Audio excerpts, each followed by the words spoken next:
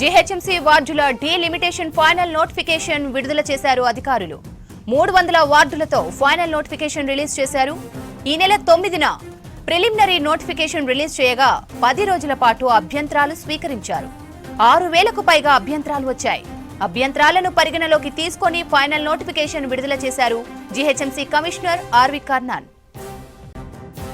GHMC వార్డుల delimitation final notification విడుదల చేశారు అధికారులు. 300 వార్డులతో ఫైనల్ నోటిఫికేషన్ రిలీజ్ చేశారు.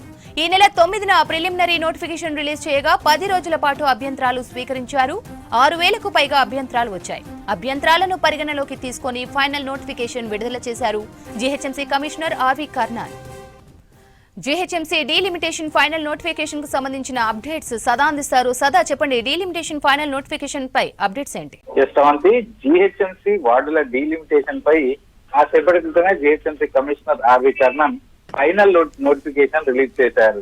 సో మొత్తం 300 వార్డులతోటి ఈ ఫైనల్ నోటిఫికేషన్ రిలీజ్ చేశారు. సో యాక్చువల్ గా ఈ జీహెచ్ఎంసీ ఎప్పుడైతే ఓఆర్ఆర్ పరిధిలో ఉన్నటువంటి 20 మున్సిపాలిటీలు 7 కార్పొరేషన్లు వీటన్నిటిని కలుపుకొని మెగా జిహెచ్ఎంసీగా మారిందో, సో అప్పుడే గతంలో 150గా ఉన్నటువంటి వార్డులను 300 వార్డులుగా చేయాలని నిర్ణయించారు. సో దీనికి సంబంధించి వన్స్ విలీన ప్రక్రియ పూర్తి కాగానే ఇక్కడ ఉన్న వార్డులను కూడా పెంచాలి, పరిపాలన సౌలభ్యంగా ఉండాలంటూ సో మొత్తం 300 వార్డులుగా చేస్తూ ప్రిలిమినరీ నోటిఫికేషన్ ఈ నెల 9th ఇచ్చారు. సో 9th ఇచ్చిన తర్వాత పబ్లిక్ నుంచి అభ్యంతరాలు స్వీకరించారు. సో ఎవరికైనా ఇలాంటి అభ్యంతరాలు ఉంటే వచ్చి రిటర్న్ గా వచ్చి ఇవ్వచ్చు అంటూ కూడా అభ్యంతరాలు పెట్టారు. సో దీనికి భారీగా అభ్యంతరాలు వచ్చాయి. సో ఆల్మోస్ట్ 5935 అభ్యంతరాలు దీనికి వచ్చాయి. సో ఇది 10 రోజుల పాటు ఈ అభ్యంతరాలు స్వీకరించారు. సో దీంట్లో అధికారులు వాటన్నిటిని పరిశీలించి ఇందులో ఒక ఆల్మోస్ట్ 1127 అభ్యంతరాలను పరిగణలోకి తీసుకున్నారు. సో దీంట్లో చాలా వరకు